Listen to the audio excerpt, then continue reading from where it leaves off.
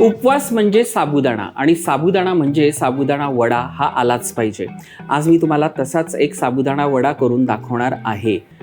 पण त्याच्यात थोडासा ट्विस्ट आहे, कारण आज मी तुम्हाला करून दाखवणार आहे साबुदाणा वड्याचा दही चाट.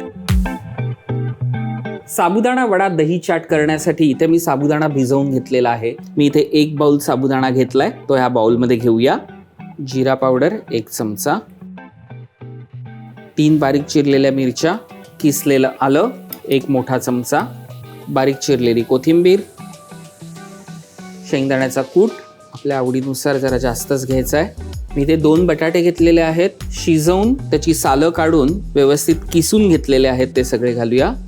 2 चमचे वरीचं पीठ, चवीनुसार सेंधव मीठ. आता हे सगळं आपल्याला चांगलं मिक्स करून घ्यायचं आहे. साबुदाणा वड्यासाठीचं मिश्रण आपण मळून घेतलेलं आहे. थोडंसं तूप हाताला. आपण मिनी टिक्की कशी करतो तसे आपण छोटे छोटे वडे असे सगळे तयार करून घेऊया.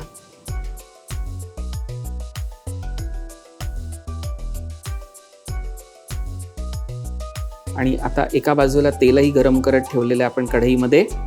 छान गरम झालेलंही आहे तेल. आता एक एक वडे आपण त्याच्यामध्ये सोडूया. आता हे सगळे मिनी वडे आपण छान तेलात तळून घेऊया.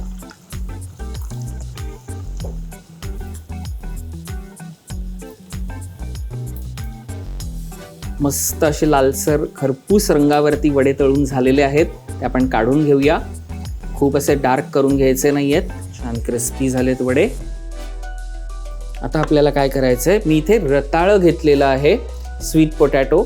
सालं काढून त्याचे क्यूब्स करून घेतलेले आहेत, छोटे छोटे तुकडे असे तुकडे करून घ्यायचेत आणि ते आपल्याला आता तळून घ्यायचेत. पण ते तळायच्या आधी आपल्याला वरीच्या पिठावरती कोट करायचेत आणि मग तळायचेत. हे सगळे रताळ्याचे तुकडे आपण ह्या टिश्यू पेपरवरती काढून घेऊया आणि त्याच्यातलं पाणी आपण ड्रेन करून घेऊया. आता ह्यात मी वरीचं पीठ घेतोय 2 चमचे आणि यात आता आपण जे रताळ्याचे तुकडे व्यवस्थित पाणी काढून घेतलेले आहेत ते सगळे ह्याच्यात मिक्स करायचे. आता आपण याला व्यवस्थित कोट करून घेऊया. हे व्यवस्थित सगळे असे आपण मिक्स करून घेतले, ते असं एक्सेस पीठ काढून घ्यायचं आणि तळायला सोडायचे.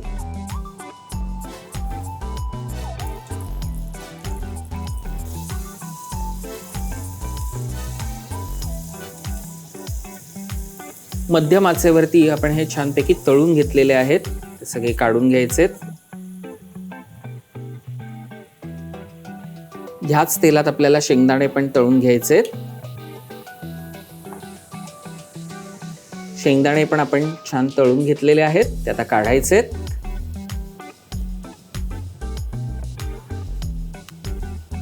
सगळे शेंगदाणेही तळून झालेले आहेत आणि आता आपल्याला मखाना छानपैकी रोस्ट करून घ्यायचा आहे तुपावरती. साजूक तुपावरती मस्त लालसर रंगावरती आपण हे मखाने क्रिस्पी होईपर्यंत भाजून घेतलेले आहेत. मखाने काढून घेऊया. अशा पद्धतीने आपली सगळी पूर्वतयारी झालेली आहे आणि आता फायनल प्लेटिंगकडे वळूया.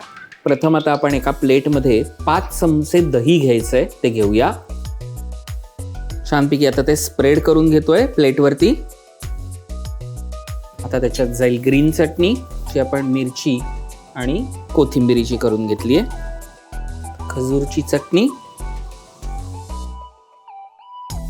आता आपण जे साबुदाणे मिनी वडे करून घेतलेत ना, ते छानपैकी मध्ये अरेंज करून घेऊया.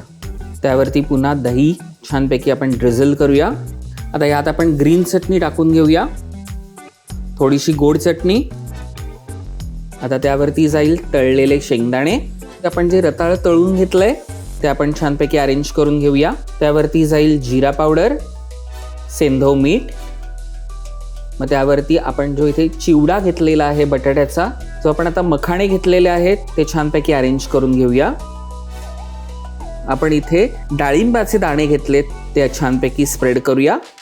आणि मग शेवटी बारीक चिरलेली कोथिंबीर. चैत्र नवरात्राच्या ह्या उपवासासाठी तुम्ही जर हा पदार्थ बनवलात ना, तर मला असं वाटतंय प्रत्येकाला उपवास करायला सारखा सारखा आनंद होईल. रुचकर मेजवानी हा आपला चॅनल लाईक, शेअर आणि सबस्क्राईब जरूर करा. पुन्हा भेटूया पुढच्या भागात. नमस्कार.